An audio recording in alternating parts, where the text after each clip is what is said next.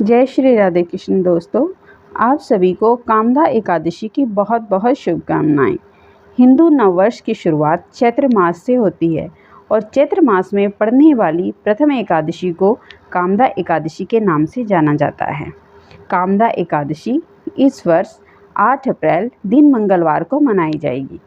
एकादशी तिथि की शुरुआत 7 अप्रैल को 8 बजे रात को हो जाएगी, लेकिन सूर्योदय तिथि के अनुसार एकादशी तिथि 8 अप्रैल को ही मनाई जाएगी। सभी मठों में, सभी मंदिरों में, सभी मत मतांतरों में इस बार एक ही दिन की एकादशी है जो 8 अप्रैल दिन मंगलवार को मनाई जाएगी। एकादशी के पारण का समय 9 अप्रैल को सुबह 6:10 से लेकर 10:21 तक है, तो इस समय में आप अपने व्रत का पारण कर सकते हैं। द्वादशी के दिन एकादशी व्रत का पारण किया जाएगा। किसी भी ब्राह्मण को भोजन करवाने के पश्चात आप अपने व्रत का पारण कर सकते हैं।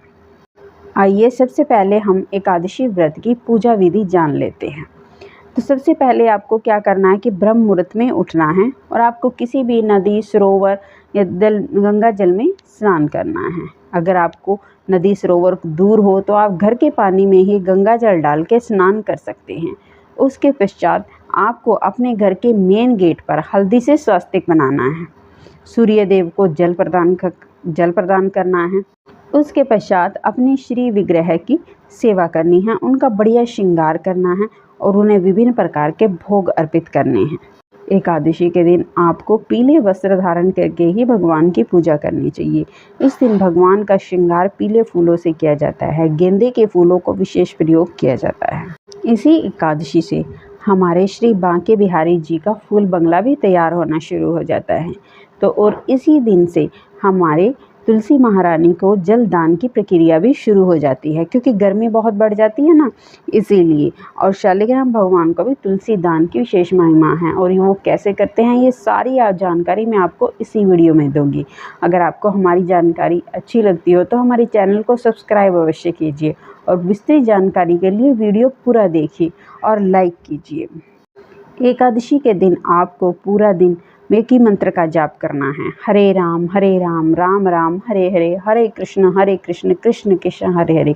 आप जितना ज़्यादा मंत्र जाप करेंगे, जितना ज़्यादा आप भगवान की तरफ ध्यान केंद्रित करेंगे, उतना ही आपके जो है वाक्य सिद्ध होंगे, क्योंकि इस दिन सर्वार्थ सिद्धि योग भी बन रहा है।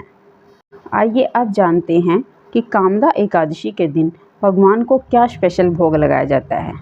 देखिए, इस दिन भगवान को स्पेशली गुड़ और मिश्री का भोग लगाया जाता है। अब हम सुनेंगे कामदा एकादशी की व्रत कथा, और वो भी गुरुदेव के श्रीमुख से। हम एकादशी के व्रत की कथा सुना रहे हैं, जिसके महात्म्य में इसमें वर्णन किया गया है। कहा गया ब्रह्म हत्यादि पापाग्नि पिशाचा विनाशिनी और नातः परतरः काचित् लोक्य सचराचरे। ब्रह्महत्या जैसे महापातकों को दूर करने वाली ये 11 पठना सुनाद राजन वाजपेय फलम लवेत। इसको सुनने और सुनाने से वाजपेयी यज्ञ करने का फल प्राप्त होता है, ये इसकी महिमा है। किसी नगर में एक राजा रहता था, नागों का राजा था, जिसका नाम था पुंडरीक। और उसी नगर में एक करकोटक नाम का सांप रहता था। इस ग्रंथ में वर्णन है उस जगह का नाम नागपुर था। ये वर्तमान समय का नागपुर नहीं है, पहले कोई रहा होगा। समय चलता रहा। एक बार उस नाग के दरबार में बड़े बड़े गायक लोग चल कर के आए। उसमें एक गंधर्व आया जिसका नाम था ललित। ललित ने इतना आनंद के साथ में वो संगीत गाया और वह गाते गाते अपनी पत्नी को याद करने लगा। तो वहीं उसकी पत्नी चल करके आ गई, गंधर्वी, जिसका नाम था ललिता।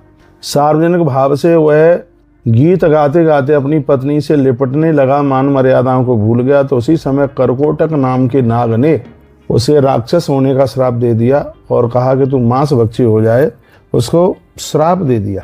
ये एकादशी की महिमा में आप सुन रहे हैं। रे माते स्वग्रहे रम्ये धन धान स्वाता ललिता या शेदय पतिर वसति सर्वदा। उसकी जो पत्नी थी ललिता, वह भी अपने पति में ही बसती थी। गातम गानम प्रकृते ललितो देयताम बिना। गाते गाते वह ललित और ललिता को सबके बीच में अपने हृदय से लगाकर उसको आलिंगन करने लगा। तो सुप्पा करकोटक बच पुंडरी का बजात। तो करकोटक और पुंडरी के इन सर्पों ने उसको राक्षसो भवदे द्रवध्य क्रव्यात प्रसाद होगा, उसको राक्षस होने का श्राप दे दिया। अब वो राक्षस बन करके वह घूम रहा है, बहुत ज़्यादा दुखी था, बहुत परेशान। उसकी पत्नी भी बड़ी परेशान है ललिता।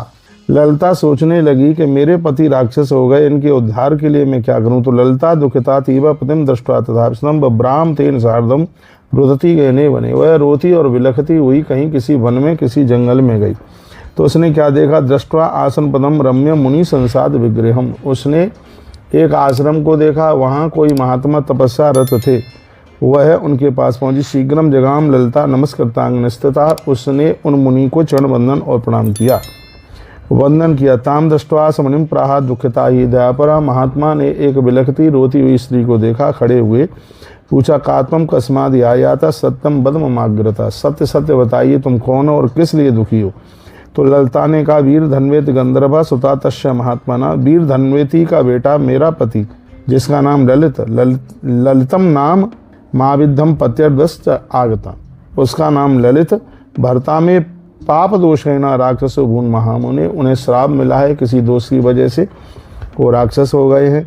मैं आपके चरणों में चल करके आई हूँ, मेरे पति का उद्धार होना चाहिए। यह कृपा करके आप मुझे कोई उपाय बता दें। ये न पुण्येन विपेंद्र राक्षसाद विमुक्चते। ऐसा मैं कौन सा पुण्य करूं जिससे मेरा पति राक्षस योनि से मुक्त हो जाए। तब ऋषि ने कहा, चैत्र मासस्य रंभुरु शुक्ल पक्षोस्त सांप्रतम कामदा एकादशी नामा पापग्नि ललते पराहा। हे बेटी, चैत्र के शुक्ल पक्ष में कामदा एकादशी चल करके आती है। यदि कोई इसका व्रत कर ले और तो यह व्रत संपूर्ण पापों को समाप्त कर देता है। अपने पति के निमित्त तुम कामदा एकादशी का व्रत करो और संकल्प करके वह व्रत अपने पति को दे देना, जिससे उसकी मुक्ति हो जाएगी। आने वाले चैत्र के महीने में शुक्ल पक्ष में यही एकादशी चल के आई, कामदा एकादशी, जो 8 तारीख को है। कामदा एकादशी 8 अप्रैल को। तो महात्मा जी के द्वारा कहे गए नियम और विधि के साथ में उसने यह व्रत किया। रात्रि को जमीन में सोई, भोर में उसने नदी के जल से स्नान किया, धुले हुए वस्त्र पहने और उसने भगवान नारायण की पूजा की। भगवान नारायण के ऊपर उसने तुलसी पत्र चढ़ाए और फूलों की माला उसने भगवान को पहनाई, हेम रत्न समाकीर्णो। और उसने कुछ स्वर्ण की भी माला भगवान को उसने समर्पित की। उसका परिणाम यह निकला कि जब उसने एकादशी का व्रत किया और हाथ में जल लेकर के संकल्प किया कि यह व्रत का फल मैं अपने पति को समर्पित करती हूँ, तो लिखा, राक्षस तम गतम तभ्या प्राप्ताम गंधर्वता पुनः। और उसने ज्यों ही अपने एकादशी के व्रत का पुण्य दिया, उसी समय उसके पति का राक्षसत्वपन समाप्त हो गया और वह पुनः गंधर्व रूप को प्राप्त हुआ।